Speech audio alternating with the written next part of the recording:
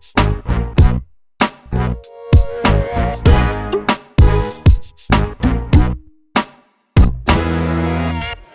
I'm Marty.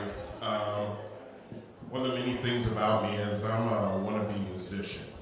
Can't sing, can't play an instrument, but I love music.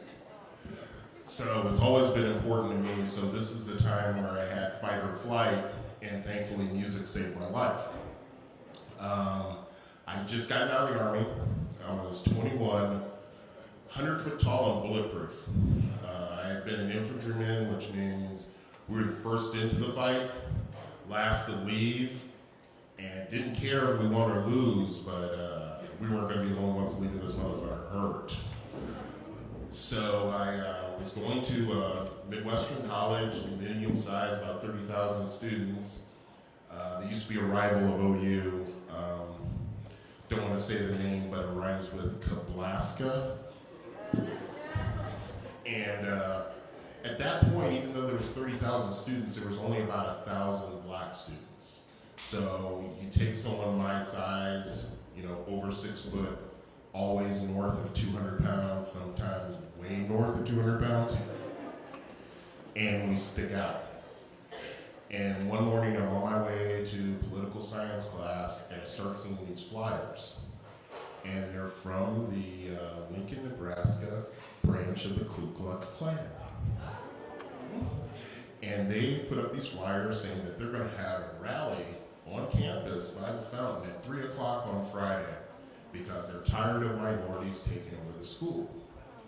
So, my parents came up through the 60s and told me all about, the rallies and the riots and all that other stuff. And I'm paying a lot of money to be at this school. And I'm like, 3 o'clock on Friday? I know where I'm going to be. I'm going to be at that damn fountain. So I go home. Well, first I stop at the student union and I talk to the African American student union, the multiracial student union, LGBTQ, and I'm like, what are we going to do? And they said the worst thing anyone who's former military ever wants to hear, they had no plan. They had no idea, and it just drove me nuts. So I get home and I start dialing up ex-Army buddies, ex-high school buddies, and I'm like, 3 o'clock, I'm going to be at the fountain. And all of them are like, yeah, I'm going to be there with you. So starting about Friday, about 1 o'clock, I start getting calls where guys are like, can't make it. And at about 2:30, only one guy's left, my idiot friend Mike, and he goes, I'm stupid, but I'm not showing up. And I don't think you should either. And once again, that chip in my head that the Army put in, I'm not gonna back down from a fight.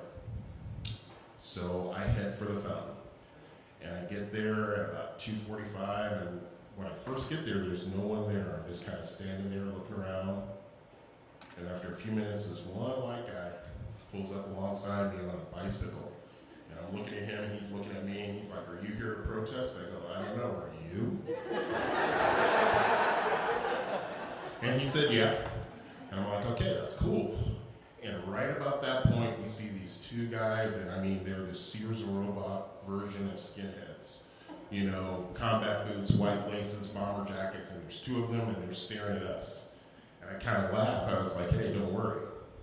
They're cowards. They won't do anything until they outnumber us 3-1.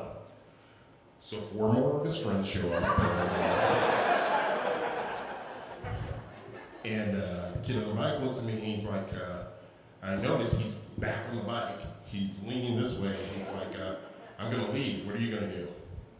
And I just kind of look at them and I'm like, no, I'm going to stay here. And once again, that urge to fight is there, and I don't know if I'm going to win the fight, but I'm going to be in it. And I'm staring them down, and there's this little voice in the back of my head that's going, this is one of the dumbest things I've ever done in my life. And right about that moment when those 6 guys start approaching me, and they're about maybe 5-10 yards away, you hear from this direction the beginning of Public Enemy's Fight the Power. You know that part where it goes dun dun dun dun dun dun bum bum bum. And I kind of look, and here comes the entire offensive line of that football team, which was mostly of the 1,000 black students, these are the largest.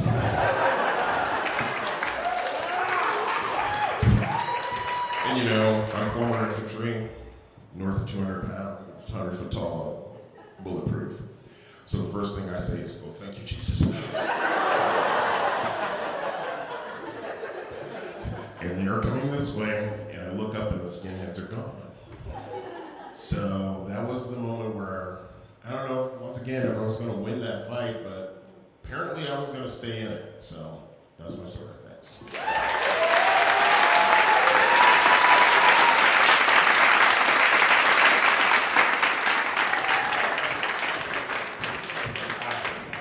Can you hear me okay?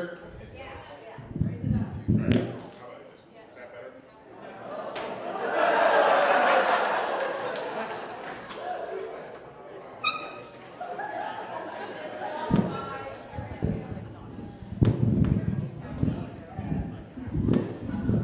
Nobody get a picture of this. Yeah. It's not awkward. Marty King. I have a irrational fear of breaking things with my giant hands.